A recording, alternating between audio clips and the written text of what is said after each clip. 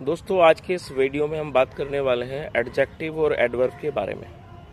आप में से जो लोग इंग्लिश सीख रहे हैं उनको कई बार एडजेक्टिव और एडवर्ब को पहचानने में दिक्कत होगी, तो आज हम इसके बारे में बिल्कुल डिटेल में बात करने वाले हैं।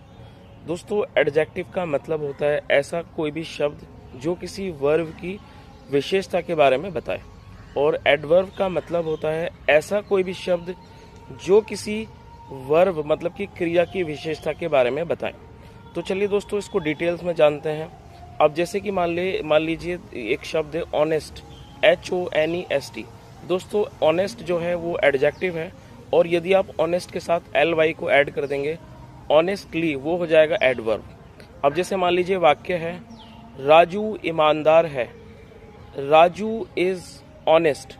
तो दोस्तों इसके अंदर जो आपने ऑनेस्ट शब्द का इस्तेमाल किया है वो आपने राजू के लिए यूज़ किया है, और जो राजू है वो इस वाक्य का सब्जेक्ट है। तो जैसा मैंने आपको बताया ऐसा कोई भी शब्द जो किसी सब्जेक्ट की विशेषता के बारे में बताए उसको हम एडजेक्टिव कहते हैं। तो राजू इज ऑनेस्ट, इसमें जो ऑनेस्ट है वो एडजेक्टिव हो गया, और जो दूसरा वर्ड था ऑनेस्टली वो एडवर्ब है। अब इसका इस्तेमाल हम कैसे करेंगे? मान लीजिए वाक्य है वह ईमानदारी से काम कर रहा है। तो दोस्तों इसके अंदर क्या है? वह ईमानदारी से काम कर रहा है। इसका आंसर क्या होगा? He is working honestly.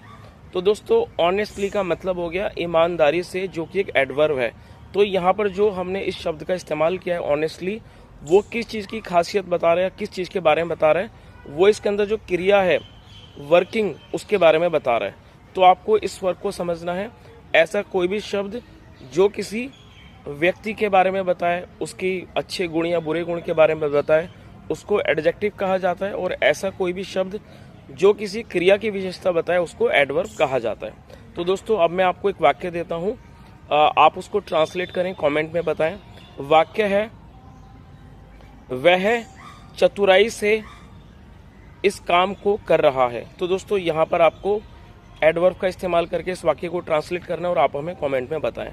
यहाँ तक सुनने के लिए thank you so much. Have a nice day and bye.